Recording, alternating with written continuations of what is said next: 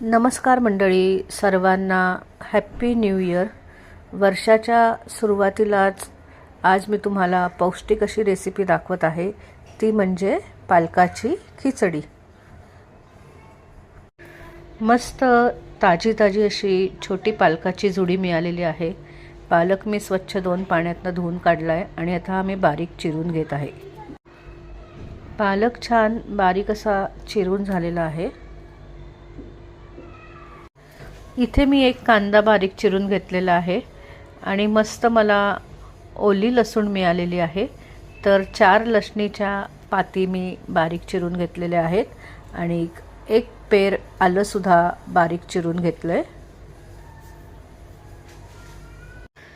कढईत मी 2 टेबलस्पून तेल घेतलेलं आहे। तेल छान तापल्यावर त्याच्यामध्ये अर्धा चमचा जिरं आणि हिंग घातलेलं आहे आणि कांदा, लसूण व आलं घालून आता हे परतून घेत आहे। हे 1-2 मिनिटं छान परतून घेतल्यानंतर याच्यामध्ये मी अर्धा चमचा हळद आणि 1 टेबलस्पून लाल तिखट व गोडा मसाला घातलेला आहे। आता याच्यामध्ये बारीक चिरलेला पालक घातलेला आहे आणि हा सुद्धा साधारण 2 ते 3 मिनिटं परतून घेत आहे। पालक शिजेपर्यंत इथे मी 1.5 वाटी तांदूळ घेतलेला आहे आणि त्याच वाटीच्या मापाने अर्धा वाटी मिक्स डाळी घेतलेल्या आहेत आणि या 2 ते 3 पाण्यातनं आता धुवून घेत आहे। धुतलेले तांदूळ आणि डाळ आता मी याच्यामध्ये घातलेली आहे आणि हे छान मिक्स करून घेत आहे।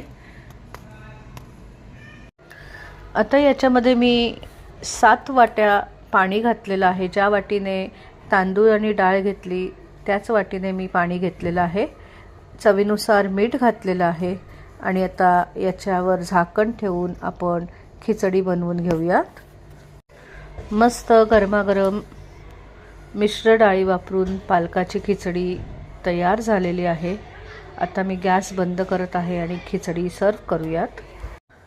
मस्त गरमागरम अशी ही पालकाची खिचडी तयार झालेली आहे। त्याच्याबरोबर मी आंबट गोड लोणचं सर्व केलेलं आहे। तेव्हा तुम्ही अशा प्रकारे ही खिचडी नक्की करून बघा। धन्यवाद, बाय बाय।